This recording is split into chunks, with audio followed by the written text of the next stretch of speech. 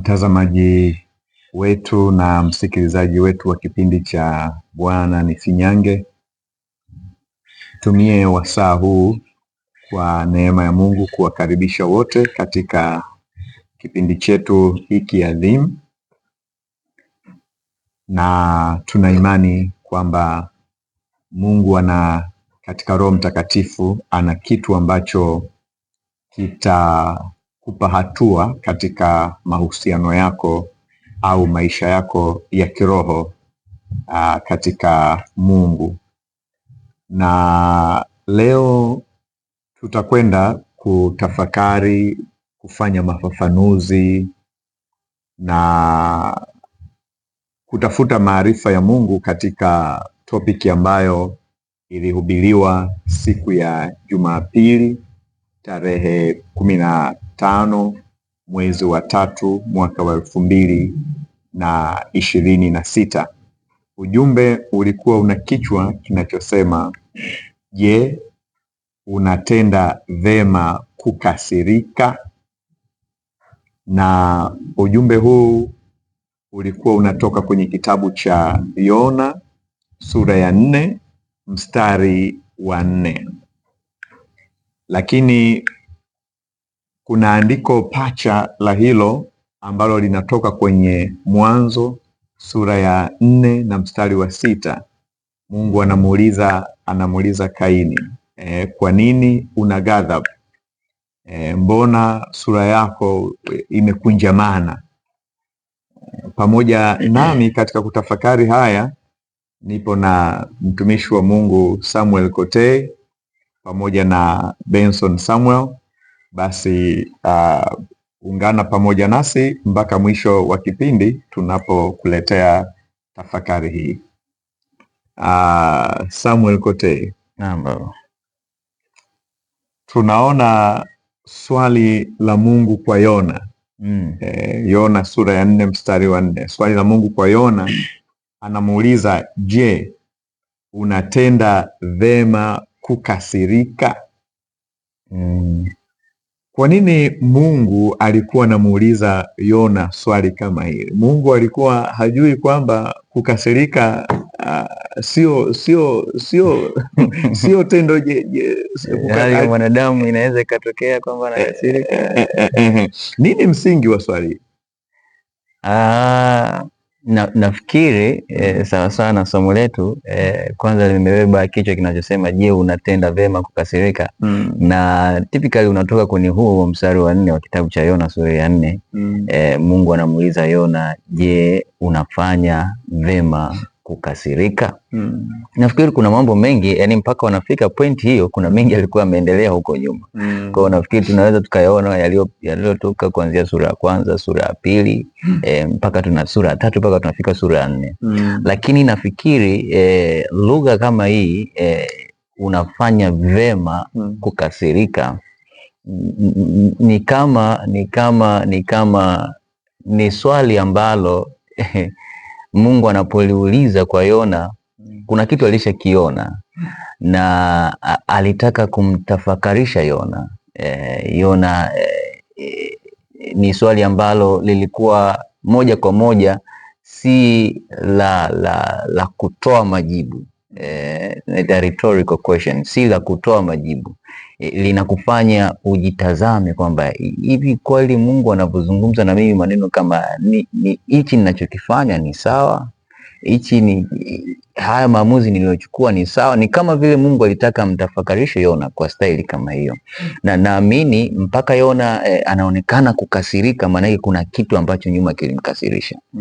Kuna kitu ambacho kilimkasirisha, lakini Mungu kuweka swali hilo moja kwa moja kwa Yona ni kama alitaka Yona ajitafakari ile hali yake ya kukasirika ni kitu ambacho ni sahihi, anapaswa kukifanya hicho kitu. Kwa nini Mungu asiulize sababu ya kukasirika? Kwa nini simuulize kwa nini unakasirika, lakini naambia unatenda vema? Ni wazi kabisa, yani hakuna namna tunaweza kuhalalisha kukasirika kwa sababu yoyote ile, kwamba kwa sababu fulani tunakasirika, yanaweza yakatokea, lakini hiyo sio swala la muhimu mbele za Mungu. Swala la muhimu ni ile hasira yako, kwa sababu hasira, mtu anapokuwa na hasira kuna matokeo mengi ya hasira. Sasa ndio maana Mungu anaona kabisa anamuuliza unatenda vema kukasirika, maanake anajua kukasirika si jambo zuri. Maanake sababu yoyote ile itakayokupelekea ukasirike, yani bado kukasirika sio tendo jema, sio tendo jema, sio jambo zuri. Kwa hiyo huwezi ukahalalisha kukasirika kwako kwa tukio lolote lile ambalo mtu kwamba nilikasirika kwa sababu hivi, nilikasirika kwa sababu hivi. Ndio maana Mungu hahangaiki hapo, kwa sababu ni kama sababu yoyote ile haina mashiko ya kufanya wewe ukasirike. Ndio Benson, kwani kukasirika mara zote ni kubaya? Kukasirika mara zote sio kubaya. Hata Mungu pia anakasirika. Tena anakasirika sana tu. Lakini hasira yake inasema holy hunger, ni hasira takatifu. Wewe kwako sio takatifu mzee. Kwa sababu origin ya Mungu na mwanadamu iko tofauti. Mawazo ya Mungu mwanadamu siku zote imesema ni mabaya tokea siku za ujana wake. Kwa hiyo unakuta ndio tofauti ya hasira iko hapo.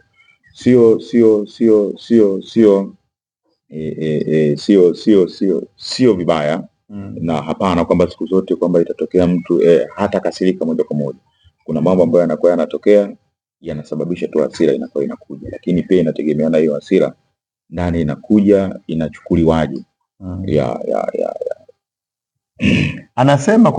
Anasema kwenye Waefeso sura ya 4 mstari wa 26 na kwamba muwe na hasira lakini msitende dhambi. Hii ni sawa na kumwambia mtu kunywa kidogo lakini usilewe. Inaenda kwa kuweka sawa, hii hatuhalalishi pombe ila tunachosema tu ni mfano ili kupata ile maana, kupanua uelewa ya kwamba kunywa lakini muwe na hasira lakini msitende dhambi.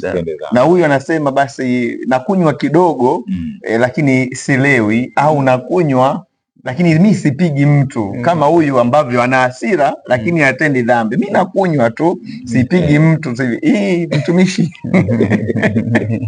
imekakaje? Wakati anatafakari kote niseme tu wazi, Biblia inaweka vizuri kwenye kitabu cha Methali, yani kileo moja kwa moja huwa inaharibu akili, yani inakufanya unakuwa mtu ambaye hauko sawa. Kwa hiyo kusema kunywa kidogo lakini usilewe, bado tayari ni kileo, lazima kitakuharibu tu kwa namna ambavyo haitakuwa sawa sawa. Lakini nafikiri hapa mtumishi wa Mungu Paulo mtume, wakati anasema muwe na hasira lakini msitende dhambi, alijua hali ya udhaifu ambao mwanadamu anaweza akawepo nayo, kwa maana kwamba kuna mazingira yanaweza yakatokea mtu akafanya jambo ambalo kwa kweli si sawa, na likawa kwa mwitikio mwanadamu kuna hisia za maumivu, kuna hisia za kuona kwamba sijafanyiwa haki, sijatendewa vizuri.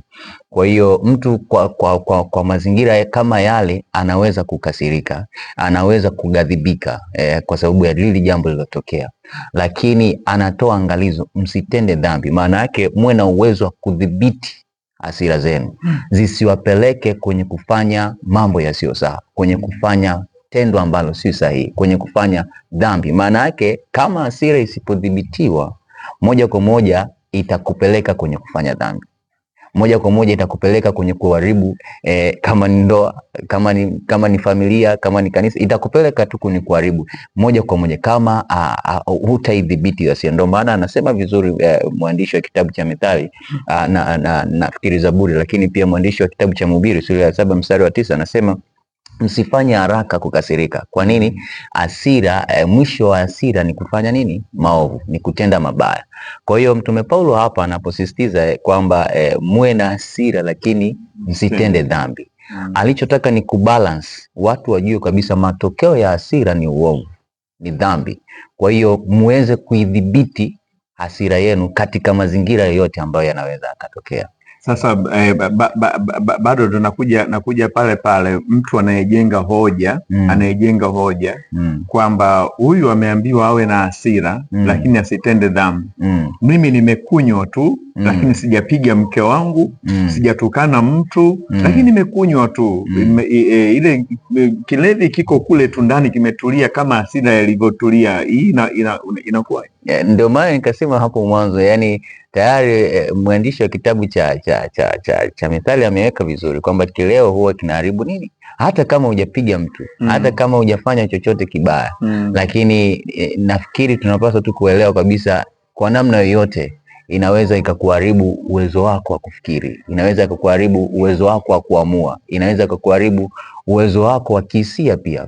Kwa namna yoyote, hata kama unasema sipigi, lakini ikitokea tatizo utaona kabisa huyu mtu kwa sababu anaweza akaamua tofauti. Kwa sababu gani? Tayari ufahamu wake hauko sawa. Na au labda pia wakati mwingine ni kama vile hasira ni inbuilt, ni kitu kimejengwa ndani. Yes. Lakini kileo yani unakitoa nje unakiingiza ndani. Umeona?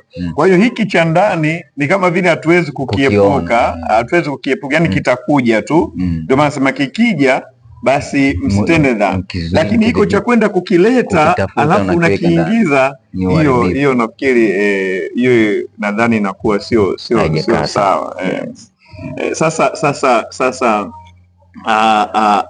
kwa hiyo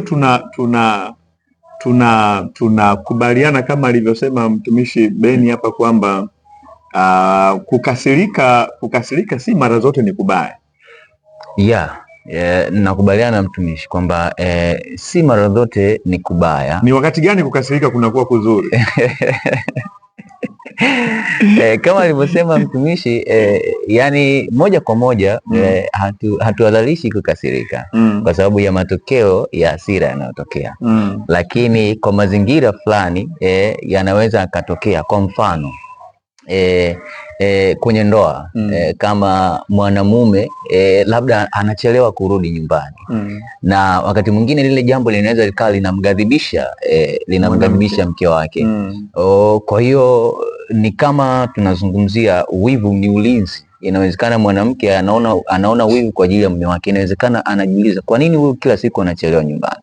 Kwa hiyo hili jambo linaweza likamkasirisha, lakini kwa ajili ya kumsaidia mume wake kuwa na discipline, kuwa na nidhamu, kwamba okay, unachelewa kurudi nyumbani na utoe taarifa, ni kama vile utengenezi mazingira sawa kwa mke wako. Kuna namna fulani unamtengenezea hali ya ghadhabu, hali ya hasira, lakini anachotaka ni uibadilishe hiyo tabia. Kwa hiyo hasira ya mwanamke inakuwa sio ya kuangamiza, lakini ni ya kama kumjenga, kumtengeneza, kumshinikiza mwanaume aache hiyo tabia. Ndio. Kwa hiyo maana yake unaona sasa hiyo inaweza ikawa ni sawa kwa kumsaidia mume wake.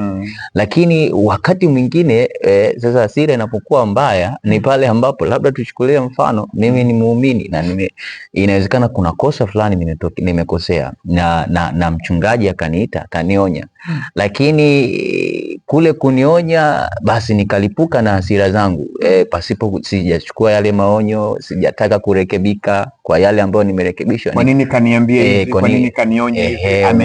Amenionaje? Amenidharau? Amenichukuliaje? Amenisemaje hivi? Kwa hizo ni hasira ambazo hazina mashiko na ni kama hasira za kumshinikiza yule anayekuonya asiwe anakuonya, unaona.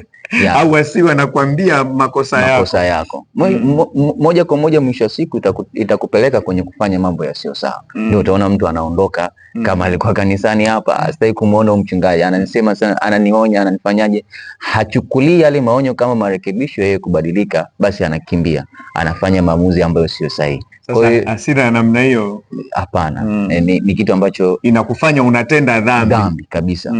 Ndio maana nasema msiwe na haraka katika kukasirika, na hasira ya namna hiyo maana yake tayari hujaweza kudhibiti kile ambacho kiko ndani yako. Hiyo hasira iliyo ndani yako maana moja kwa moja inakupeleka kunifanya maamuzi ambayo sio sahihi. Hasira ya Yona ni kama vile hasira ya kumshinikiza Mungu afanye vile ambavyo Yona alikuwa anataka. Sitaki uwasamehe hawa, nataka hawa maadui zangu Mungu wapige. Ni kama hasira ya kumshinikiza Mungu. Hiyo ni sawa sawa? Unakiona hiki? Yona ni kama vile ndio, unajua kuna wakati Yona amepewa maelekezo ya kwenda Ninawi, lakini utaona mazingira yake ya kwenda Ninawi yalikuwaje magumu. Yona anaanza kukwepa ule wito wa kwenda Ninawi tangu sura ile ya kwanza. Anakimbilia Tarshishi, na kule Tarshishi akiwa baharini akasababisha uharibifu mkubwa kupitia yeye. Wafanyabiashara pamoja na merekebu alikuwa ameipanda, ikapata changamoto nyingi, lakini haikutosha. Yona anakaa kwenye tumbo la samaki kwa siku 3 nyangumi, na kule akili zinamjia na anaomba rehema. Na Mungu anamsikia, na Mungu anamamuru nyangumi yule kwenda kumtema ufukweni, ufueni huko Yona. Na sasa Yona anakubali kwenda kutii au kufanya maagizo ambayo Mungu amempa. Alafu anasema Ninawi usipotubu ndani ya siku 40 utaangamizwa. Lakini mfalme wa Ninawi pamoja na watu wake wanajinyenyekeza, wanafunga, wanaomba. Mungu anaipisha ile ghadhabu. Unajua kama mtumishi ni kitu ambacho kinaweza kikakutia hasira. Inawezekana sasa, Mungu imekuwaje? Yaani mimi uliniambia hivi, nimekuja kusema na hawa watu. Badala kuileta ghadhabu yako, ni kama umewahurumia tena. Sasa inakuwaje? Maanake ndivyo unaweza ukasema kwamba Yona ni kama vile alikuwa anamshinikiza Mungu kufanya kile ambacho yeye alimtuma kumwambia kwamba Ninawi asipotubu nitawaangamiza. Sasa ndicho ambacho Yona alikuwa anataka hasa kitokee, kwa sababu wale mabwana walikuwa pia ni maadui wa Israel. Kwa hiyo hicho kitu ambacho ni kitu ambacho Yona alikuwa anakihitaji kitokee sana. Unaona kanisa la sasa kuwa na tabia kama ya Yona, kwamba tunataka wakati mwingine kumshinikiza Mungu awaadhibu maadui wale tunaona maadui zetu sisi, kinyume na tabia ya Mungu aliye, kwamba Mungu uwa huyu, Mungu fanya hivi kwa huyu. Hilo shinikizo unaliona? Kwa kweli kwenye kanisa nafikiri ile shinikizo kwa sasa ni kubwa mno. Mkubwa mno kwa sababu hatupendi kuishi na maadui zetu. Hakuna ambaye anapenda kuishi na adui yake. Yaani wakati mwingine hutamani kumuona kabisa. Na ndivyo ambavyo. Kwa hiyo hata maombi yako ukiomba ni maombi ya kumshinikiza Mungu afanye kama vile unavyotaka wewe dhidi ya adui. Waondoe hawa wasionekane mahali pao pasiwepo kabisa. Kwa Benson, unaona hii shinikizo la Yona kwenye kanisa la sasa. Yona anaambiwa aende akahubiri Ninawi, lakini wale mabwana ni maadui, walikuwa maadui wakubwa wa Israel. Walipiga Samaria mpaka wakaichakaza kabisa ile kaskazini kule. Sasa Mungu ndo anamtuma aende kule kwa maadui zake, na Yona anajua kabisa Mungu ni wa rehema, hao watahurumiwa. Kwa hiyo ni kama anamfanyia Mungu shinikizo kwamba hawa lazima wauawe, hawa lazima wapigwe. Unaona tabia hiyo kwenye Ukristo wetu wa sasa? Hiyo tabia ipo, na kimsingi huwa inanisikitisha sana. Na hii ni wazi kwamba hatujamfahamu Mungu vya kutosha. Yaani kuitumia hasira yako kutaka kumshinikiza Mungu, ajibu sawasawa na hasira yako. Ajibu sawasawa na hasira yako. Lakini Mungu ni tofauti sana. Yona alikaa kabisa, alikuwa anasikilizia. Najiulizaga sasa, Yona kwa nini alihubiri? Kwa nini alihubiri? Alihubiri ili watu watubu. Watu walitubu au hawakutubu? Kabisa watu walitubu. Lakini unakuta sasa kinachotuma nake ni kupokea rehema kinachopatwa na Mungu. Na shida ni nini? Ni kwamba Yona alikuwa haioni thamani ya Mungu, thamani ambayo Mungu ameiweka kwa mtu kama Mungu anavyoiona kwa mtu. Na yeye alikuwa anaona tu ule uadui na makosa bila kuiona ile thamani. Ndicho ambacho kipo. Unajua mtu mbele za Mungu ni wa thamani sana. Sasa ndio tofauti ambayo ipo. Ndio maana Mungu alichokifanya akachipusha nini ule mtango. Mungu ana akili mti Mungu ana akili sana. Manake ona alikuwa amekaa pembeni sana, subiri anaangalia kwamba nione jamaa watakavyopigwa alafu ndio Mungu akaleta lile nini, upepo wa mashariki ukawa unaleta jua na nini.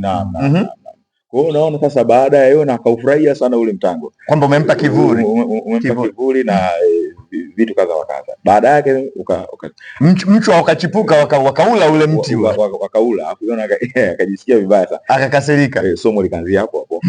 Sasa kwa sababu na pale Mungu alimuuliza pale sura ya 4 mstari wa 9, unafanya vema kukasirika juu ya huu mtango? Hapo jamaa akasema ndio. Sasa unaona madhara ya hasira za kwetu jinsi zilivyo. Yaani mtu kabisa anamjibu Mungu, anasema ndio. Unaona, kwa hiyo sasa thamani ya mtu ni kubwa. Thamani, Mungu akasema, tazama huu mji wa Ninawi, kuna watu, kuna vitu vingi sana ambavyo viko. Mpaka wanyama Mungu anawataja wanyama na wahurumia mpaka wanyama. Kabisa. Unaona, niseme tu kwa Kristo, hebu kuna wakati mwingine kama ambavyo ilitokea kwa watu wa Yona na kule Ninawi, kulikuwa kuna ule ugomvi binafsi. Hebu tusitumie yani kule kukosana, makosa yetu binafsi kumshinikiza Mungu kwa ajili ya kutimiza hasira zetu juu ya watu. Yani Mungu anaweza kufanya tofauti kabisa. Na Mungu alimuuliza Yona, alimuuliza kwamba wewe umeuhurumia huu mtango huu uliokuwa tu ndani ya siku moja, hujui nani kauleta nini, lakini umeuhurumia sana kwamba huu mtango umeangamia na nini, umechukizwa. Je, siuze mimi ambaye watu hawa kuna watu sijui alisema 1000 ngapi sijui pale Ninawi na wanyama. Umeona tena, watu hawa hawajui kilicho mkono wa kuume wala wa kushoto. Maana yake hawawezi kupambanua mema na mabaya. Kwa nini mimi Mungu nisiwahurumie? Kabisa. Kwa ndicho ambacho Yona alihitaji kukipata kitu cha namna hiyo. Hata kwenye kanisa pia matukio kama haya yanaweza kutoweka tu tukipata huo ufahamu kwamba hawajui kupambanua mema na mabaya. Watu kama hawa, yani kuna vitu vingine vingi ambavyo vinajitokeza. Zaidi ya yote zile huruma za Mungu. Mungu siku zote anasema hapendi mtu mwenye dhambi apotee, bali kila mmoja afikirie toba. Yani ndio maana wakati mwingine anavumilia ili tu kila mtu afikie kwenye kiwango ambacho kinaweza kukaa sawa sawa. Kwa hiyo hizi hali zipo ndani ya makanisa, ndio maana tunaona hata kwenye maombi, yani mtu anakuwa anaomba lakini unaona kabisa Mungu piga wewe. Mungu piga wewe. Yani unaona kabisa yani ni kama kuna watu wanataka ni kama Mungu angekuwa, nampenda Mungu ana hekima. Kama Mungu angekuwa anajibu tu sawa sawa wakati mwingine na jinsi watu ingekuwa hatari. Kwa hiyo kama kanisa tutoke kwenye hili eneo. Kwa hiyo hiki nini hapa tunaona kote Yona anathamini vitu kuliko watu. Ni kama Yona alithamini ukubwa au aliona sana ukubwa wa makosa ya watu wa Ninawi na dhambi yao kuliko thamani ya uhai wao. Na ndicho ambacho tunatofautiana kwenye kutazama. Mungu anavyotazama na sisi binadamu tunavyotazama. Mungu anaona thamani ya uhai wa mtu kuliko kosa. Sisi tunaona thamani ya kosa la mtu au ukubwa wa kosa la mtu kuliko uhai wake. Ndio maana ukisoma kwenye kitabu cha Luka sura ya 15, Yesu Kristo anatoa mfano mzuri. Wakati Mafarisayo pamoja na waandishi wamemkasirikia, anasema mbona huyu anaketi na watoza ushuru na watu wenye dhambi na anakula nao? Alafu Yesu anatoa mfano wa kwanza, anawaambia mchungaji mmoja ambaye alikuwa na kondoo 100, kondoo mmoja akapotea. Akawaacha wale 99 akaenda kumtafuta huyo mmoja aliyepotea. Kwa hiyo akampata, na aliporudi watu wakafurahi, akawaita watu, njooni nimempata yule kondoo wangu. Sasa anasema sasa mstari wa 7 sura ya 15, ndivyo ambavyo mbinguni kuna furaha kubwa kwa kila mwenye dhambi mmoja anafanyaje? Anapotubu. Anaendelea pale chini, anatoa mfano wa shilingi. Mwanamke kama alikuwa na shilingi 10 alafu bahati mbaya zikapotea pale ndani, ataondoa kila kitu mpaka atafute ile shilingi apate, na mwisho wa siku akiipata atawaleta majirani zake, nimeipata ile shilingi. Ndio maana Yesu anarudia tena, anasema mbinguni malaika wanafuraha sana kwa mwenye dhambi mmoja anapotubu. Kwa hiyo ni kama tunaiona thamani ambayo Mungu ameweka kwa wanadamu. Anajali uhai wa wanadamu kuliko wingi wa makosa yao. Ndio maana anasema kama ungalihesabu makosa ni nani angesimama? Maana Mungu anaonesha thamani ya mwanadamu ni kubwa sana mbele zake, tofauti ambavyo pia Yona alikuwa anatazama uadui wao wa Israeli pamoja na watu wa Ninawi, lakini dhambi au makosa ambao watu wa Ninawi walifanya. Kwa hiyo aliona, alitaka kumshinikiza Mungu alete ghadhabu juu ya watu hao, lakini kumbuka walitubu, na unapotubu Mungu anaachilia rehema zake juu ya watu wake. Kwa hiyo nafikiri tunapaswa kuona hivyo na tunapaswa kuwa na mtazamo wa namna hiyo, pamoja na kwamba makosa na maovu na watu wanafanya, ni muhimu sana tukajifunza namna Mungu alivyo, tabia yake ya huruma au kuwahurumia watu. Na kwa maana hiyo tukiwa na tabia hiyo ya kuwahurumia watu, ni rahisi sana na sisi tukajali thamani za watu kuliko makosa yao. Je, unatenda vema kukasirika Yona? Kwani nini hasa labda mtazamaji wetu anataka kufahamu nini hasa kilimfanya Yona akasirika?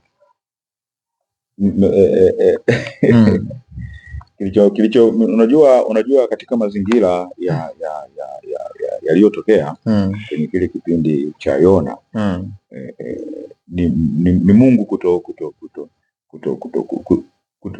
kuhukumu, kuto kuangamiza sawasawa na alivyotegemea Yona, na alivyotegemea mwenyewe Yona. Na ndio maana wakati ameenda amehubiri, alafu mwisho wa siku ambao tunataka kuzungumza kwamba akawa anasikilizia aone kwamba kitu gani kitatokea. Mwisho wa siku haoni kwamba Mungu atashusha radi kuteketeza hao jamaa. Sasa ndio maana kuna mahali kule yakaendelea kusema, sasa Mungu, nilikujua wewe ni Mungu wa rehema. Ndio maana mimi nilikuwa sitaki kuja kwa sababu nilijua tu mwisho wa siku hawa wewe utawahurumia, utawasamehe. Kwa hiyo vikao vinajibishana vibaya sana, wasema umeona sasa kitu kilichotokea. Ndio majibizano yakaanza kutokea. Kwa hiyo swali la Mungu kwa Yona ni kama vile Mungu anamwambia Yona, mbona unataka kunipangia nani wa kumrehemu na nani wa kutokumrehemu? Mbona unataka kuniingilia? Unaona hiyo? Biblia inasema humrehemu amtakaye. Anamrehemu amtakaye. Anamrehemu amtakaye. Ni kweli kabisa. Unajua kama unapokuwa unaona Yona anahubiri, lakini ni kama kuna namna alikuwa anataka kumuendesha Mungu, kama ambavyo umesema kumpangia, hata kumuendesha Mungu. Anataka nihubiri, lakini matokeo ya kuhubiri pamoja, unajua kuna vitu vingine kweli upumbavu ni mbaya sana. Unajua injili inapokuwa inapita kuna kitu inatafuta, lakini mwisho wa siku ni kama hataka kuipotezea. Kwa hiyo unaona ni kama alikuwa anampangia Mungu kwamba ni nani wa kumrehemu, nani wa kumrehemu, kwamba rehema tunastahili tu sisi, lakini hawa, huyu alioniumiza huyu hastahili rehema zako. Lakini Mungu sio kama mchungaji wako unayeweza kumshinikiza ukamgeuza hivi. Umetoa sadaka nyingi ukamgeuza hivi ukamwambia mchukie huyo nipende mimi. Mungu hayuko hivyo, huwezi kumpa shinikizo kabisa. Kote maana mchungaji ukiletewa tu sadaka milioni 1 ukaambiwa mchukie huyu, saa hiyo ndio unabadilika namna hiyo, lakini sio Mungu. Ndani yake hakuna kigeuio. Mungu namwambia huyu ni adui yangu, yeye anamwambia mimi nimemrehemu. Yes. Nimemrehemu. Ndivyo alivyo Mungu. Kwa sababu ni kama vile Yona alikuwa ajui, na wengi wetu unajua rehema za Mungu hazitokani na sifa ya mwanadamu. Kabisa. Hazitokani na sifa ya mwanadamu. Kwamba eti huyu kwa sababu ni mzuri, huyu sijui vya nini ndio anarehemiwa na Mungu. Na hapa ndipo Mungu anabaki kuwa Mungu. Anasema namrehemu yule nimtakaye. Usiyemtaka wewe, Mungu ndio anamrehemu sasa. Tusipojifunza kuhusu rehema, tutapishana na Mungu sana. Tutapishana na Mungu sana kabisa. Ni yule ambaye kama ambavyo tumezungumza, yule ambaye umemkusudia, pengine kwa matendo hastahili, pengine kwa sifa zingine zote, unaona kabisa sasa Mungu ndo anakwambia namrehemu huyo. Unaona Paulo mtume alikuwa anaiweka sawa alipokuwa anamzungumzia Esau na Yakobo. Anasema wakati wako tumboni hawajui mema na baya, hawajui chochote, lakini kutokea kule akasema nimempenda Yakobo, nimemchukia Esau. Sasa utamuuliza kwa nini? Nani wewe mjibu wewe? Kwa hiyo unaona hata anapotokea si kwa sababu ya ile iliyotokea, lakini kule tu tumboni, basi maisha kana hiyo. Kwa hiyo unaona tusipojifunza kuhusu rehema, tukafikiri kwa sababu huyu mtu kafanya 1 2 3 ndo anasema rehema za. Sasa wale watu ambao labda wanawaombea watu wengine mabaya, wanaombea ndio wanaangukia pale pale kwa Yona, kama wanataka kumshinikiza Mungu, yani kama wanampa Mungu cha kufanya juu ya watu wengine. Na hii ndio maana tuna listi nyingi ya maombi yasiyojibiwa. Na hata wakati mwingine tunajua shetani pia mjanja. Unaweza ukafikiri Mungu kajibu, kumbe shetani kajibu. Yani unapokuwa unafanya, unajua shetani anaruhusu tu upitishe mlango wa mabaya.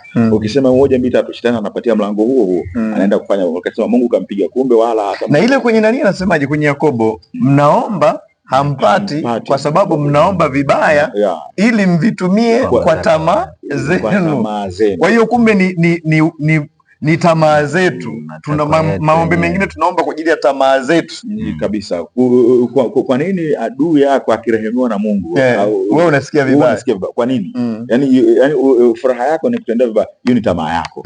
Lakini sio ya Mungu, sio tamaa ya Mungu. Tamaa ya Mungu ni kwamba kila mwenye dhambi afikirie toba. Hiyo ndio, yani hiyo ndio tamaa ya Mungu. Ndio maana hata Mungu alivyokuwa anatazama Ninawi, alitazama kwa namna ya tofauti sana. Yani sana alikuwa anataka yani itubu. Yona anaitazama Ninawi kama maadui. Mungu anawatazama Ninawi kama watu ambao wanastahili rehema ili watoke kwenye matendo yao mabaya. Kabisa. Hii collision hii. Nadhani kanisa la sasa tuna cha kujifunza sana hapa. Na mimi nasema hasa kwa wahubiri. Yani kama mnaona kama wengi sana tumekaa kwa Yona. Wengi tumekaa kwa Yona kuliko upande wa Mungu. Kuliko upande wa Mungu. Tunawatazama watu sasa, ingine unajua kama mtu asipofanya unavyotaka, unamtazama kama adui, aangamizwe, apigwe. Unabii unatoka kabisa. Na unabii unatoka, afu mwisho siku unabii ule utokei. Unajua mtu mwingine akasema chimba kishimo, andika hayo majina ya adui zako wote, sijui kama baba yako mama yako, zika hapo hapo. Yani ni tabia ya Yona tu. Yani ni tabia ya Yona tu. Lakini sasa unahangaika na ule, manake ule ni kama uchawi tu, kama uganga kabisa. Alafu Mungu anakuambia hao wote uliochimba kishimo ukawaweka humo, mimi nimewarehemu. Naona sasa. Yani tunamhitaji Mungu sana. Tufanye nini?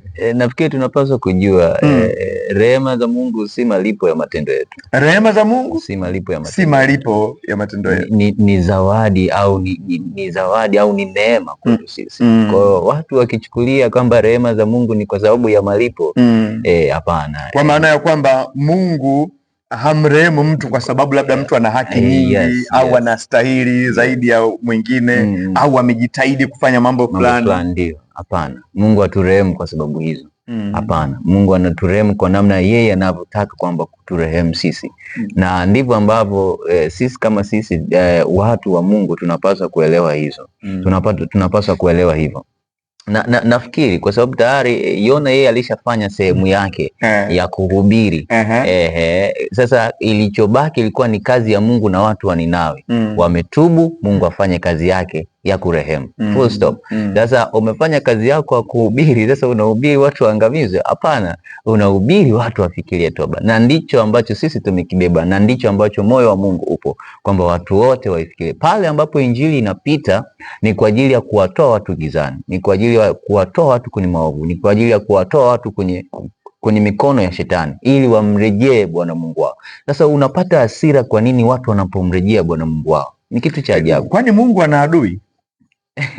Niulize sasa, Mungu anaye adui?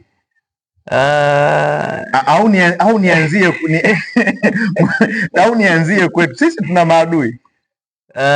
Of course mara nyingi tunaweza tukasema watu wale ambao hatutendei vizuri, hawatufanyii sawa, mara nyingi tunawachukulia kama maadui zetu. Ndio. Lakini Mungu naye anachukulia hivyo. Anasema nitakuwa adui wa adui zako. Sasa Mungu anapotutazama kwa namna yake, anapotuangalia atakuwa adui wa adui zetu. Alafu hapo amesema kwamba wapendeni adui zenu. Hii inakaakaje? Namna ambavyo naweza nikasema, unajua ni kama Mungu anachojaribu kutuelekeza ama kutufahamisha. Kuna watu ambao wamekubali kabisa, wamekataa kuwa maadui wa Mungu, kuwa marafiki wa Mungu, kuwa marafiki wa Mungu, na wengine wamekataa kuwa marafiki wa Mungu. Ni kwa maana kwamba sasa wenyewe wamekataa kuyafanya yale mapenzi ya Mungu. Kwa hiyo wamekuwa adui na Mungu. Maana yake tayari hawa wamekuwa adui na Mungu. Ndivyo ambavyo anasema mtumishi wa Mungu Paulo. Hapo kwanza sisi tulikuwa adui na nani? Na Mungu, kwa sababu ya makosa yetu. Lakini Kristo Yesu amekuja kufanya upatanisho. Sisi ambao sasa tumemwamini Mungu kupitia Yesu Kristo, maana yake tunafanywa rafiki na Yesu Kristo na Mungu aliye hai. Lakini kwa maana hiyo haimaanishi kwamba ambaye bado hajamwamini Yesu Kristo na anaweza kumwamini Yesu Kristo akawa ni adui. Lakini itakapotokea mtu amekataa kabisa, maana yake huyo moja kwa moja amekubali au kwamba amekubali kutumiwa na shetani kuja kupiga rafiki wa Mungu. Of course wewe utakuwa adui wa Mungu kwa sababu unapiga rafiki wa Mungu. Ila ukigeuka Mungu anakurehemu tu, unatoka kwenye uadui unakuja kuwa rafiki wa Mungu kabisa.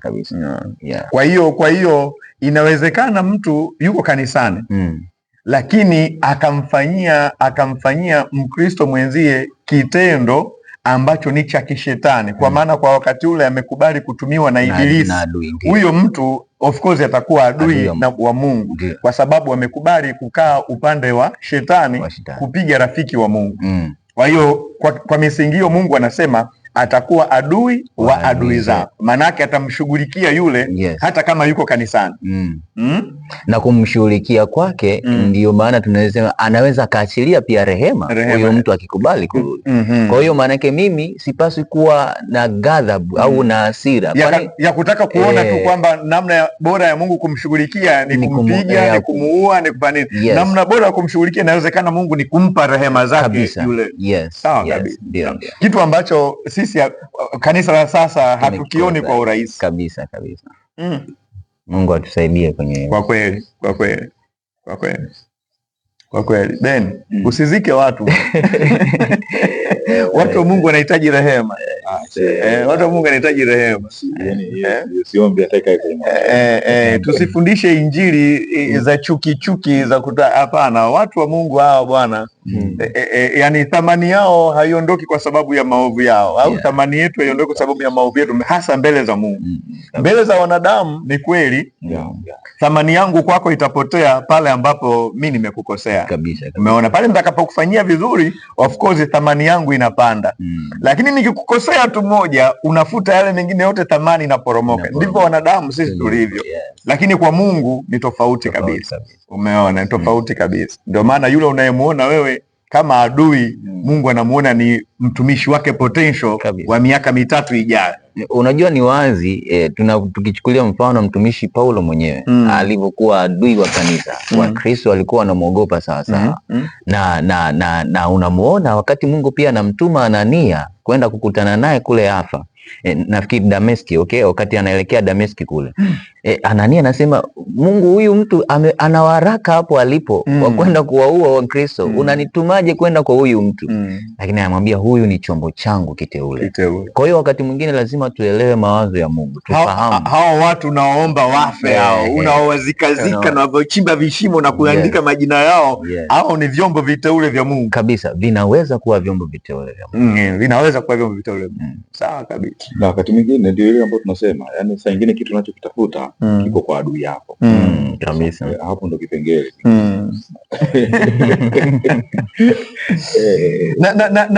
Siku zote tunasema ule mfano wa Msamaria mwema. Mfano wa Msamaria mwema. Kwani yule Myahudi alijua kwamba uhai wake ungeokolewa na Msamaria ambaye ni adui yake kabisa. Kwa hiyo Mungu aliweka usaidizi wa Myahudi kwa adui yake ambaye ni Msamaria. Unajua haya mambo, yani kama tungetafuta kuijua nia ya Kristo, tungeishi maisha ya furaha sana na ni mazuri mno. Sasa umeona kwa mfano kama huu ujumbe, fikiria sasa kama pengine hata yule ndugu naye, unajua Yesu alikuwa anatoa masomo kote. Hata yule ndugu naye ambaye alikuwa amevamiwa naye alikuwa na somo lake. Kwamba Bwana, sasa umeona hali uliyokutwa nayo, alikuja kusaidia ni mtu mwingine. Ambaye hukudhania kabisa kwamba angekusaidia kabisa, ambaye hukudhania kabisa. Kwa hiyo hiki kitu ambacho Mungu anakizungumza ni kitu chema sana. Yaani ni kitu chema kama kanisa, hasa kwa watumishi wa Mungu, wote tuwe na mtazamo wa Mungu. Yani kabisa njaa yetu, kiu yetu na Mungu atatutumia sana. Yani tunapokuwa tunaona makutano, tunapokuwa tunaona watu ambao yani mtu hata kama anapambana kwa jinsi gani,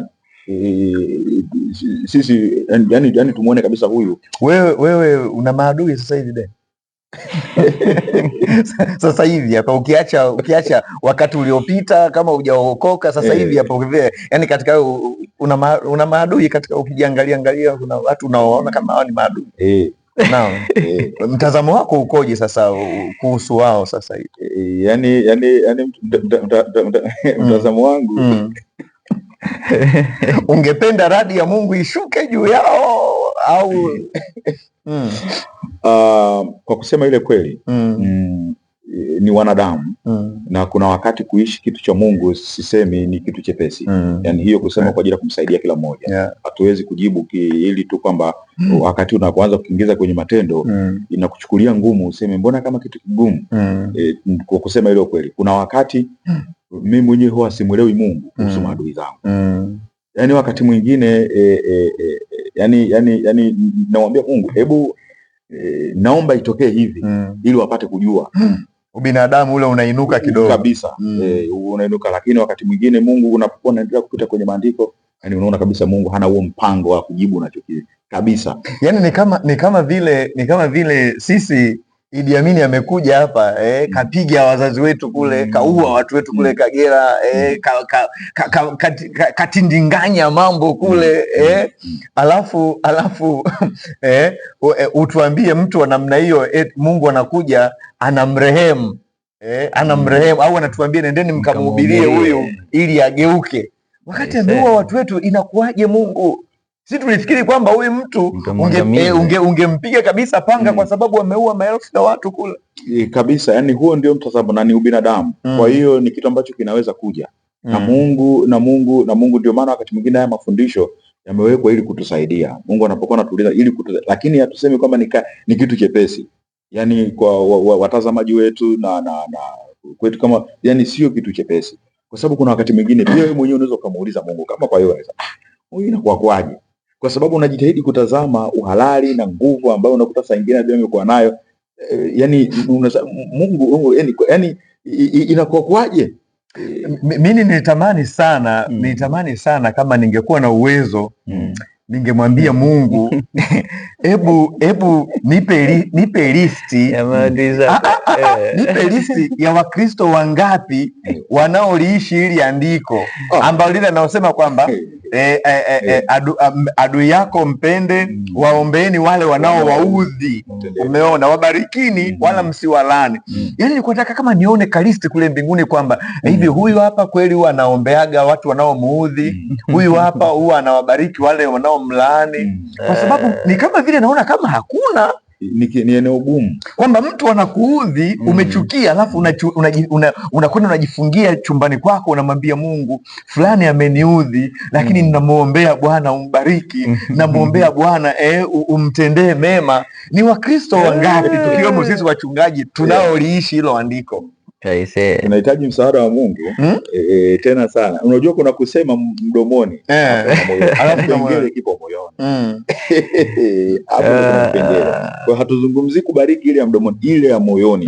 Yaani ndani yako kabisa mtu kakuudhi na kufanya, lakini kutoka ndani ya moyo wako unapiga magoti unasema Mungu, ninaomba baraka kwa. Kwanza unalia machozi yale maumivu aliyokutendea na nini, alafu kama unazibia Mungu mbariki kote, wakati ule kamchoma Mungu. Si jambo jepesi.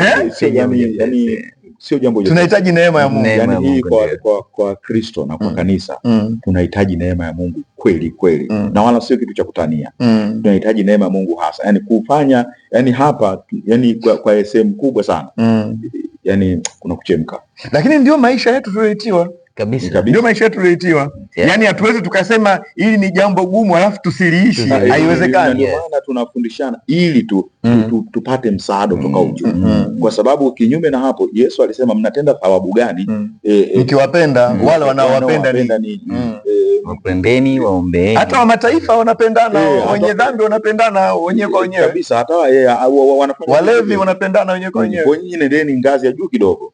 Kwa hiyo sasa hapa ndio ile ambayo hata Yesu Kristo wakati imefikia saa mwili umekuwa na nguvu za Baba. Unajua kuna wakati mwingine sema mapenzi si kama mimi ninavyotaka bali ya kwako yatimizwe. Kwa hiyo kuna wakati mwingine tuombe msaada wa Mungu kuweza, kwa sababu ni ngazi na ni level ambazo zinakuwa hatufanani. Ndio kuna wakati mwingine kuna kukua Paulo mtume anavyokuwa anazungumzia kwenye zile huduma, hata kufikia kwenye ujuzi wa kimo na kumfahamu sana mwana wa Mungu, hata kufikia kuna ngazi ambazo lazima tujibidishe ili tuweze kufika kwenye hizo level. Tukishamfahamu sana mwana wa Mungu na upana katika upendo wake na kina na urefu, yani katika maeneo yote na kwa watakatifu upendo wake jinsi ulivyo, ili sasa tuweze kuumbika katika utimilifu, lazima tufikie hatua hiyo, tujue kwa upana wake ili. Kwa hiyo hii inaanza na sisi kabisa. Kama tulikuwa hatujaanza basi inaanza na sisi na sisi wale ambao tunawaligadi kama maadui wanatuudhi, basi lazima tufanye nini? Tuwataje kwenye sala kule, haijalishi mioyo inaugua kiasi gani, lazima tuwataje kwenye sala kulingana na maandiko. Kote, kwani tunapozungumzia hasira, nini hasa chanzo cha hasira? Unamkuta Yona hasira, Kaini hasira, nini chanzo cha hasira? Hasira inaweza ikasababishwa na mambo mengi lakini nafikiri kulingana na somo labda tuangalie kama mambo matatu hivi ambayo mifano kama mitatu ambayo tunaweza tukaona kupata chanzo cha hasira. Kupata chanzo cha hasira. Moja nianze na Yona mwenyewe ambaye tunamzungumza. Yona, Mungu anamuuliza, unatenda vema kukasirika? Unajua ni kama chanzo ambacho kilimfanya Yona akasirike ni kama vile aliona Mungu hajamtendea haki. Wakati mwingine kule kutendewa haki kunaweza kufanya mtu ukawa na hasira. Unaona, huyu mtu hajanitendea jinsi ambavyo nilistahili. Kwa nini amenifanyia kitu cha namna hii? Sivyo ambavyo nilistahili. Kwa hiyo inaweza ikamfanya mtu akawa na hasira. Kwa hiyo sasa ni kama Yona aliona kama Mungu hajamtendea haki. Kama ilivyo kwa watu wengine, unahisi kabisa ulikuwa unastahili kitu fulani, ulikuwa unastahili mtu akufanyie kitu lakini hajakufanyia. Ile inakuumiza, inakupa ghadhabu ndani. Kwa hiyo hasira inaweza inachochea hasira ndani. Kwa nini anitendee? Kwa nini aninyime haki yangu? Kabisa. Kwa mfano tuchukulie yule mama mjane ambaye alikuwa anamwendeendea kadhi kila mara kwenye kitabu kile cha Luka sura ya 18. Unajua, najifunza nidhamu ya yule mama. Unaenda kwa kadhi kila siku upewe haki yako. Unaenda amekunyima siku ya kwanza, unaenda amekunyima siku ya pili, unaenda amekunyima siku ya tatu. Unajua ndani kuna kitu kinaweza kikainuka, labda kwa sababu alikuwa ni mwanamke na ni mjane. Inawezekana akasema kwa sababu sina nguvu za kushindana na huyu kadhi, ndio maana alikuwa anamwendea. Imagine labda angekuwa ni mwanaume mwenzake anamfanyia kitu cha namna hiyo, nafikiri ingewezekana wangezikunja pale wakapigana. Au la, mtu anafika mahali anasema sasa mimi nakuloga wewe. Unaona, mimi nakuloga. Ndio maana mahakimu na majaji wanalogwa sana. Kwa hiyo mtu anataka umtendee haki yake, unamnyima haki yake. Mtu anapatwa hasira mpaka anakwenda natafuta mganga, sasa mimi ni mloge huyu jaji bwana, mloge huyu hakimu. Aisee, Mungu atusaidie. Kwa hiyo nafikiri hiyo inaweza ikachochea. Ukiona mtu hajatendewa haki yake, kwa hiyo wakati mwingine inaweza ikachochea hasira sana. Lakini haki ya Yona ilikuwa ni nini? Au ndio haki fake? Of course tunaweza kusema tukachukulia kama mfano kwa uwezo wake wa kufikiri. Aliona kama Mungu hajamtendea haki, ambao ndio uwezo mwingi wa kufikiri sisi wanadamu tulionao. Kuna vitu vingi tunaona watu wengine hawajatutendea haki. Na hapa hii sisi watumishi tunaangukia kwa Yona. Ni kama unajua Yona ni kama Mungu kamtuma, nenda ka pronounce hiki. Umeona kwamba jamani mtakufa, mtakufa. Alafu anashangaa imekuja vice versa.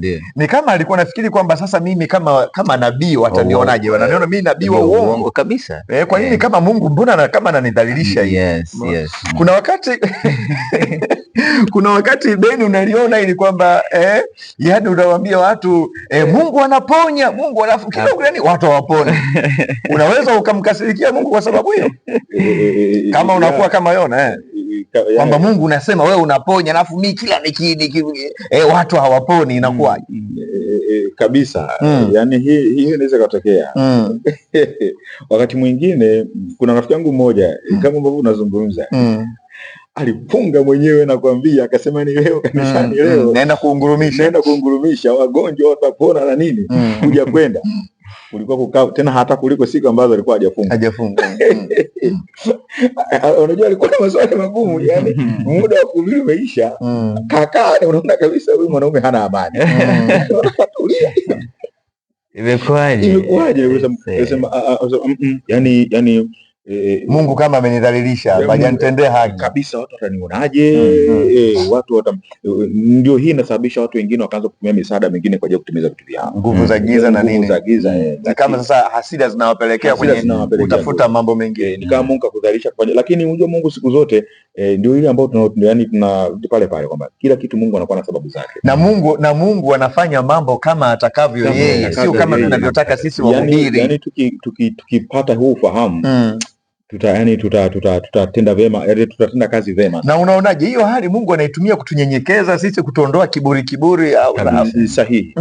Wakati mwingine Mungu ndio kuna kitu ambacho anaweza kuwa amefanya alafu yeye afanye ili kuondoa kwamba unajua saa nyingine kile kiburi kinanyuka kwa sababu kile nitakachokuwa nimepanga mimi kitatokea tu vile vile. Njoo mtapona. Ukibao utafanya nini? Moyoni mwako ni kama unajiangalia wewe kuliko Mungu. Mungu anambia sasa subiri. Sasa subiri. Kwa hiyo kuna wakati mwingine Mungu anafanya hivi vitu kwa mapenzi mema. Si tu kuwasaidia na kukusaidia na wewe pia. Ndicho Mungu anachokifanya. Kwa hiyo kuna somo, yani kuna vitu vingi sana vya kujifunza kuhusu Yona. Sasa wakati mwingine ndio kama hivyo hasira zikiamka, Mungu anakutazama, anahitaji kusaidika. Hatumpangii Mungu. Mungu anajipangia yeye mwenyewe. Kwa hiyo hata ukisema kwamba Mungu anaponya, alafu ukaja yeye hajaponya, kwani wewe inachokuumiza ni nini? Kwani wewe ndio unaponya? Kama kuaibika, si anaaibika yeye mwenyewe. Kwa nini wewe ukasirike? Maana yake kuna kautukufu fulani wewe ulikuwa unakataka. Si ndio? Kuna kautukufu fulani ulikuwa unakataka. Yani hicho ni kitu cha ndani sana. Yani hicho ni kitu cha ndani. Wewe kazi yako kusema tu kwamba Mungu anaponya, Mungu anaokoa, Mungu anaweza. Umeona? Kama hajatenda, wewe unakasirika nini? Kwa sababu hiyo ni kazi ya kwake mwenyewe pia, hawatu ni kwake mwenyewe. Watu wa kwake mwenyewe. Kile kitu ni cha kwake mwenyewe. Kwa hiyo kuna kautukufu ulikuwa unakataka wewe, na Mungu ndio kabana hapo. Na Mungu anaangalia moyoni. Akasema ngoja ninyamazie. Ngoja ninyamaze. Kote ulikuwa unaendelea. Sababu ya pili nafikiri ni mseme sasa Kaini. Sura ile ya 4 kitabu cha Mwanzo. Hizi ni sababu ambazo zinachochea hasira. Yes. Sasa unaona kwa Kaini, sura ya 4 inaeleza namna ambavyo alipanda na ndugu yake kwenda kutoa sadaka. Lakini sadaka ya Habil inakubaliwa na sadaka ya Kaini inakataliwa. Kwa hiyo kuna kitu ambacho kilichochea hasira pale. Unaona, tunaita ile hali ya kujilinganisha. Ni kama hali ya kujilinganisha na wengine pia inaweza kuchochea hasira. Ndicho ambacho kilitokea kwa Kaini. Alivyojilinganisha yeye na kaka yake Habel, anaona mbona Habeli anakubalika? Kwa nini sadaka yake imekubalika? Kwa nini yangu haijakubalika? Kwa hiyo mawazo kama yale yaliyokuwa yanaendelea katika ufahamu wake, katika moyo wake, yakchochea hasira. Hasira ambayo ilimpelekea kutenda isivyo sawa sawa. Ndio maana Mungu anamwambia, mbona uso wako kama huko sawa? Umekunjamana. Unaona majibu ambayo yanatokea pale. Ni kwa sababu gani? Hali ya kujilinganisha na wengine. Alijilinganisha yeye na kaka yake, akaona huyu anakubalika sana kuliko mimi sikubaliki. Kwa nini yeye anapendwa, mimi sipendwi? Yes. Hasira ikaibuka ndani. Hasira ikampeleka kwenye kufanya mambo tunayaona maofisini. Kwa nini mwenzangu anapendwa na bosi, mimi sipendwi? Kwa nini anakubalika kwa waumini, mimi sikubaliki? Lakini Mungu inapanda. Mungu anampa jibu pale, ukitenda vema utapata kibali. Issue iko katika kutenda mema, katika kutenda vema. Tenda sawa sawa na wajibu wako, tenda sawa sawa na ulivyotakiwa kufanya. Ukishatenda, hayo mengine mwachie Mungu. Kibali kitakuja tu.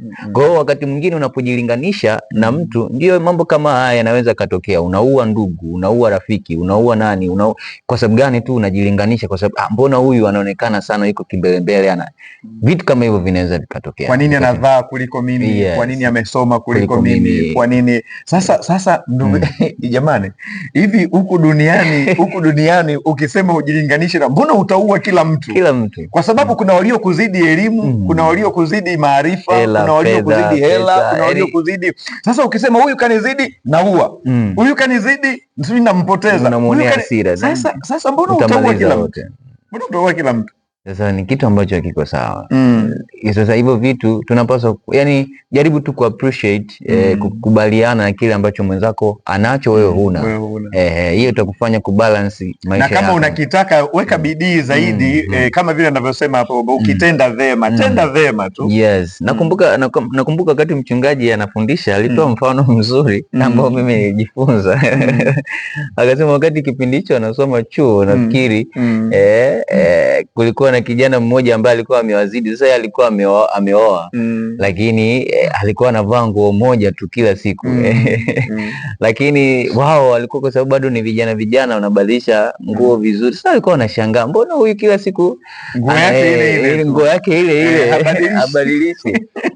Sasa ni kama vile alipokuja sasa mchungaji anasema nilipoingia kwenye majukumu nikaelewa kumbe huyu alikuwa anavaa nguo moja kwa sababu kuna wakati lazima uiangalie familia kabla ya kujiangalia wewe. Uangalie mke amevaa, watoto wamevaa, ndipo wewe uje kuvaa. Angalia labda wakati analipa kodi ya nyumba, analipa umeme. Unaona. Lakini hawa vijana kila hela wanayopata wao wanakwenda kwenye mavazi. Unaona. Hawalipi kodi, hawana majukumu yoyote. Nipenda mfano mwingine wa pili na ule mfano sasa ndio ulikuwa yani yeye nyumba hizo za kupanga nafikiri alisema vizuri nyumba za kupanga kila siku jirani pale unaona anapika nyama so unajiuliza mbona kila siku nyama unajilinganisha nyie kwenu kila siku matembele kila siku mboga za majani dagaa ndio nyama zenu. Kwa wakati mwingine unapojilinganisha hasira inapanda. Unakula nyama kila siku unajidai hawa. Wana pesa wana nini. Sasa unaenda unafanya kitu ambacho sicho. Nakumbuka alisema kabisa yule jamaa akachukua mchanga akaweka kwenye nyama za watu hapo akatulia. Sasa hizo ni hasira za hovyo kabisa. Haupaswi kujilinganisha kwa sababu nafikiri aliweka vizuri sawa. Kama mwenzako ana watoto wawili, wewe una watoto 7, una watoto 8. Mpaka uzunguke hiyo raundi uhudumie watoto wote ujifikie wewe. Unajua kabisa ni kitu ambacho hakiwezekani. Kwa hiyo tufike sehemu tukubaliane na jinsi ambavyo Mungu ametupa, tukubaliane na jinsi ambavyo Mungu ametuwekea vitu ambavyo vile tuko navyo. Kwa hiyo tusifike sehemu kujilinganisha, huyu anahubiri sana, huyu anaomba sana, huyu anafunga sana, huyu anatoa sana. Na ikifika hiyo hata kama hiyo kitu iko moyoni mwako unatakiwa utubie huko kwa moyoni mwako kama Mungu nisamee tu nimejilinganisha kwa uwezo wa kuhubiri na fulani lakini najua kila mtu umempa capacity yake. Nihurumie mimi mwenye dhambi. Yes. Sasa ukiendekeza hali ya kujilinganisha kama alivyofanya Kaini, hiyo inaweza kupelekea ukawa na hasira ambazo utaua ndugu yako. Na mwisho wa siku hata ukiua kwani kile cha Abel alikipata sasa Kaini ukipata umeona bado wewe utabakia vile. Jambo lingine naweza nikasema sasa mifano kadha wa kadha ambayo sasa naweza nikaitumia kibibilia kwa ujumla. Wakati mwingine hali ya kutokuheshimiwa unaona kama umevunjiwa heshima inaweza kupelekea kuibua hasira ndani. Sasa mfano mzuri tumeuangalie, moja unaweza kumwangalia kwenye kitabu cha Esther, unakutana na Mordekai, unakutana na Haman. Namna ambavyo wakati ule Haman alivyokuwa anaendana na Mordekai, Mordekai alionyesha kuto kumheshimu. Watu wote walikuwa wakipita kwa amani lazima wanainama mbele zake.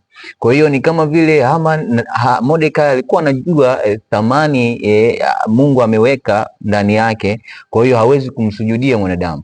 Lile jambo lilimfanya Haman kutafsiri tofauti. Akaona mbona kama Mordekai anaheshimu, mbona kama hataki kufanya vile ambavyo mimi nataka. Sasa hiyo inampelekea kuandika waraka na kutaka hasira ikawaka na kuchukua maamuzi ambayo sio sahihi. Mfano mzuri pia unaona kwa wakati wa kati ya Daudi na Abigail au na Nabali ambaye alikuwa ni mume wa Abigail. Daudi wakati anamkimbia Sauli akiwa anajificha kule mafichoni, watumishi wa Nabali walikuwa wanaenda kuchunga kule na wanakutana na Daudi kule pamoja na kikosi chake ambacho Daudi alikuwepo nacho. Kwa hiyo Daudi alikuwa anawalinda wale watumishi wa Nabali na mifugo yao ili wasipate madhara, ili wasiibiwe, wasifanyaje. Na ni kama Daudi aliona anafanya wema kwa Nabali Nabali. Lakini si kila wema unaofanya kwa mtu unaweza ukatafsiriwa vile ambavyo unafikiri. Kitu ambacho kilitokea kwa Nabali. Si kila wema unaofanya kwa mtu unaweza ukatafsiriwa vile ambavyo unafikiri ni wema. Ndio maana wahenga wakasema tenda wema nenda zako. Ukingoja tafsiri za watu utachoka. Kabisa. Kwa hiyo unaona mwisho wa siku sasa Daudi anatuma watu kwenda kwa Nabali kwa sababu anamwambia unajua kwa namna ambavyo tumekuwa tukiishi, tumetunza ndugu zao, tumetunza watumishi wako, hebu tuna shida na chakula, angalau tuletee chakula na sisi, angalau na mkate tujiburudishe nafsi zetu. Kitu ambacho Nabali anasema Daudi ni nani? Ghafla anapewa majibu mrejesho Daudi, kile kitu kikamtia hasira kwa sababu aliona kama Nabali amemdharau, hajamheshimu, hajajali kitu ambacho yeye alikifanya kwa ajili ya watumishi wake. Unaona sasa Daudi anainuka sasa, anasema sasa tutajua, Nabali atajua. Kwa hiyo mwisho wa siku Daudi anapata hasira ndani na anataka anafeel kwamba hajaheshimiwa na anataka kwenda kumwangamiza Nabali. Ndicho ambacho kinaweza kikatokea katikati yetu. Wakati mwingine unaweza umefanya vema vizuri kabisa, lakini watu hawajaheshimu kile ulichokifanya. Unaweza umejibidisha, umetenda kitu kizuri, wema kabisa, watu hawajaheshimu kile ambacho umekifanya. Kwa hiyo inaweza ikachochea hasira. Kama sifanyi tena, mtu ananyamaza, sijaheshimiwa, ni kama nimedharauliwa kabisa, watu hawaoni kile ninachofanya. Kwa hiyo mwisho wa siku hiyo inaweza ikachochea hasira na ukajikuta unafanya maamuzi ambayo hayakuwa sahihi au hukupaswa kuyafanya. Ndicho ambacho kilitokea kwa Daudi. Aliona hajaheshimiwa na Nabali, ni kama vile Nabali hakujali ule mchango wake ambao Daudi alitoa kwa watumishi wake, ni kama vile Nabali alidharau. Yote hayo yakachochea hasira na Daudi anataka kwenda kumwaga damu kwa sababu tu. Kwa hiyo unatuambia kwamba heshima ni jaribu kubwa kwa wanadamu, kwa sababu tunapenda sana kabisa, tunapenda kuheshimiwa. Tunapenda sana heshima. Kwa hiyo tusipo, na shetani kama anatujua vile kwamba wanadamu huruka yao ni kupenda heshima, alafu anapitisha mazingira ya wewe kukosa heshima, uonekane umedharauliwa. Na hii nafikiri hii inaingia kote, hata tukija kwenye ndoa. Baba anapofeel kwamba hajaheshimiwa, hasira inafanya nini? Hasira inawaka. Mwanamke anadharau sana huyo mwanamke, ndoa inavurugika. Kanisani kama unavyosema, mtu akifeel tu kwamba nimefanya hiki nimetenda kile, alafu sijaheshimiwa, adui anapitisha jaribu hapo. Mtu anafanya nini? Hasira inawaka, anaamua kufanya mambo na kwa hiyo tunamuona Daudi hasira yake ikafanya nini? Ikawaka. Sema mimi naenda kumwangamiza Nabali. Alafu nini kilitokea? Unaona sasa, kwa hekima nafikiri naweza nikasema Abigaili ambaye ndo alikuwa mke wa Nabali anapata taarifa kwamba Daudi yuko njiani anakuja kumwangamiza. Hasira napenda Biblia inasema hasira ikawaka. Na si mchezo, unajua hasira inapowaka, kwa sababu hasira ina nguvu. Hasira ina nguvu kubwa mno, hasa inapowaka na hakuna mtu wa kuidhibiti hiyo hasira. Sasa unaona Nabali Abigaili kwa hekima anatengeneza mkate, anatengeneza na nyama, anatengeneza vyote hivyo na maji, anawaamuru watumishi wake, anaweka kwenye mifugo yake ili kwenda kuipooza hasira ya maana Daudi ndio alikuwa anaenda kumwaga damu, mikono ilikuwa inaita kwa damu za watu. Na hilo lilikuwa ni jambo jepesi kwa Daudi, mtu wa vita. Kwa hiyo yeye swala la mara moja tu mtu amemkasirisha na nini. Ndivyo ambavyo unaweza ukaona pia kwa viongozi. Tunapaswa kuelewa sana haya mambo tunayojifunza. Kiongozi, labda mtu amekutendea tu kitu ambacho nimewahi kusikia hapa viongozi hata kwenye taifa letu kwamba huyu mtu tulimfanyia hiki na hiki na hiki, lakini sasa hivi amegeuka, amekuwa hivi. Kwa hiyo mtu kama kiongozi unaamua kwa sababu ya mamlaka yako na uwezo wako, unaweza kuchukua hasira inawaka, unamfanyia mtu kitu ambacho sio sahihi. Ndicho ambacho tunapaswa kujifunza kama viongozi wakati mwingine, yani ule uwezo wa kudhibiti hasira zetu, hata kama watu hawajatutendea sawa sawa na vile ambavyo sisi tulitaka. Watu watakukosea tu, watakukosea tu. Kwa hiyo hasira ikiwa inawaka ovyo ovyo, Benson, hasira ya Daudi imewaka. Daudi amechukua vifaru sijui nini, silaha, anakwenda Alafu yule mama kama anavyosema mtumishi akaingiza kwenye kapu mle nyama, mikate, maji hii mnasema nini? Hii ilikuwa ni rushwa au ilikuwa ni hekima ya Abigail? Mikate nini, rushwa au hekima? Maana Daudi alivyokwenda akafreeze kabisa ile hasira ikafanya nini? Ikapotea. Akajiepusha na umwagaji damu kabisa. Ile ilikuwa ni hekima. Kwa nini hekima? au Daudi maana Abigail alikuwa mzuri au uzuri wa Abigail ndio ulimfanya hasira ya Daudi kama nini? Hapana, nafikiri ile ilikuwa ni jawabu. Unajua Biblia inasema kwenye Mithali 15:1 jawabu la upole ugeuza hasira. Sio kwamba uzuri wa Abigail ulichangia kidogo kusema sasa hapa ngoja ni break kidogo hapo nimsikilize huyu mwanadada. Maana wanasema Waswahili hakuna mkate mgumu kwenye chai. Mkate ukiwa kwenye chai unalainika. Kwa sababu mtumishi alisema basi moja mpaka Daudi akaoa yule dada. Umeona, akaoa yule dada. Maana aliona hii hekima ya ajabu na uzuri, mimi naamini ulichangia. Uzuri ulichangia. Unajua Biblia kimsingi huwa haipiki kitu. Mahali ambako pako sawa, Biblia inaweza inazungumza. Unakujaje kubembelezwa na mwanamke mzuri kama bado unajidai una hasira?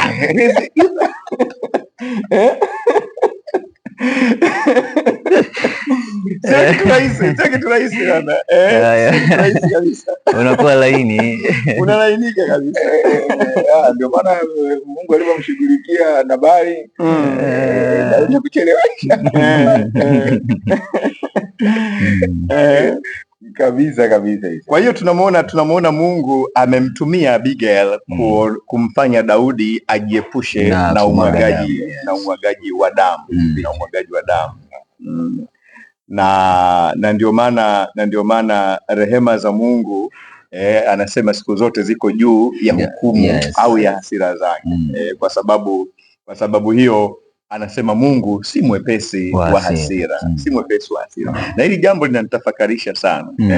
Kama Mungu ambaye ndio mwenye maguvu yote anasema mimi sio mwepesi wa hasira, maana yake anajua sana kwamba matokeo madhara ya hasira.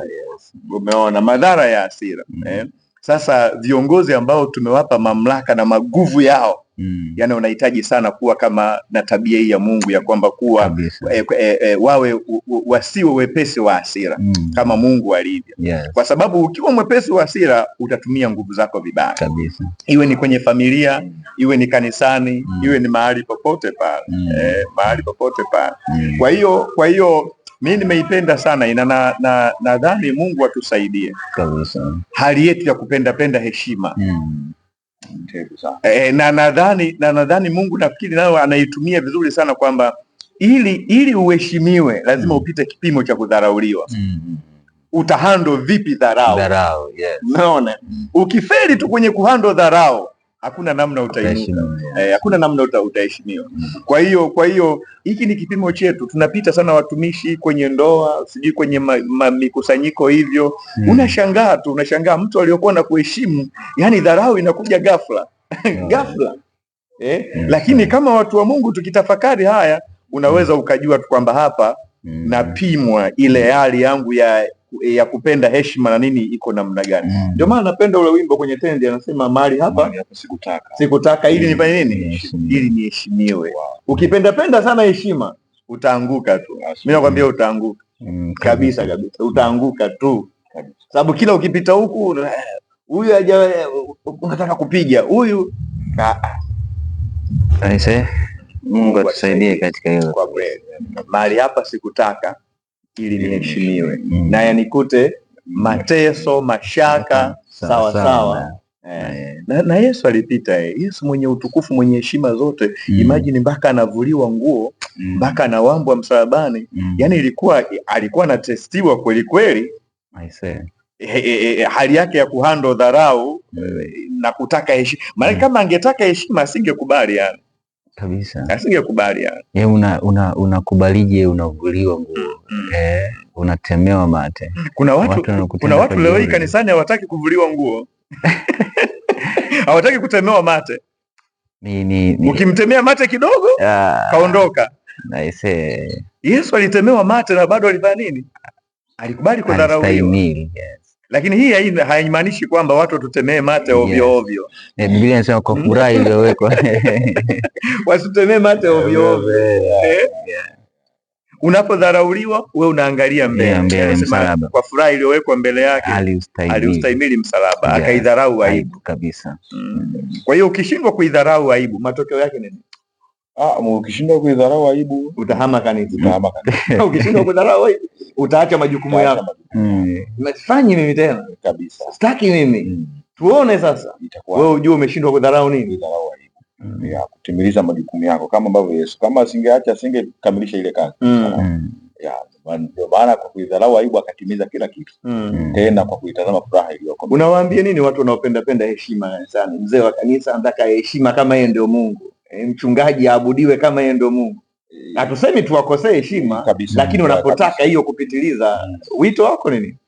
Huo ni mtego na yani huo ni mtego na kama hapo tumezungumza ya kwamba shetani akishajua hicho ni rahisi sana kukuinulia watu wasio na nidhamu, watu yani kukuletea tu, saa nyingine akuinulia lakini anakupitishia tu ili iwe rahisi akuvuruge.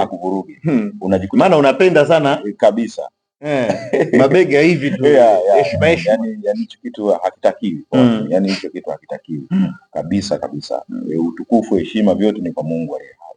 Ni vyote katika kila hatua tutamani yeye mwenyewe Mungu ndo achukue heshima na kila kitu. Kwa hiyo hapo tutajiweka kwenye mazingira magumu sana. Kuna watu wengine wana makusudi, wakishajua wewe ni mtu wa kupenda kuheshimiwa wanakufanyia makusudi kukudhalilisha mpaka utashangaa ili unyooke. Kwa hiyo tusikae kwenye hilo eneo. Ni kitu huwa naamini saa ya Mungu kukuheshimisha ikifika, hata yani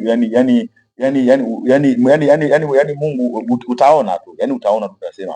Alafu na msemo unasema kwamba, sijui kwa Kiingereza wanasema kwamba respect is you earn respect. Yani respect sio kitu cha kudai hivi, umeona? Yani kinakuja automatically tu kutokana na vile ambavyo umeona wewe mwenyewe unajiposition kabisa. Lakini kwa sababu Mungu anataka kutuchonga, hata unaweza ukajiposition vizuri namna gani, lakini bado ukapoteza heshima kwa watu ambao mabaradhuli hao. Yani kama kwa watu tukifahamu hiyo kanuni, tutakuwa tuna furaha sana. Tutakuwa tuna furaha kwa sababu kama vile kuna watu wanajitahidi sana kujiposition, yani wanatumia nguvu nyingi sana. Ndio ile saa nyingine hata kuangukia kwenye maisha kama ya Farisayo, ambayo sasa unakuta saa nyingine anafanya kitu ambacho kimsingi unaona hapa sio yeye, ili mradi tu, lakini bado hakuna kinachoendelea kutokea. Ni mbaya. Yani ni mbaya. Hii haimaanishi tufanye yaliyo sawa na kutimiza wajibu kama kawaida, lakini matukio mengine haya yote huwa yanajitokeza tu, na kitu ambacho kinakuja na Mungu anasema sasa ni saa yangu yanatokea. Ndio maana ambayo kama tulivyozungumza kuhusu Yesu Kristo, Yesu alijua majira, akasema haya ni majira yangu ya mimi kutemewa mate, kudharaulika. Sasa ili kutaka kuonekana kwamba kutemewa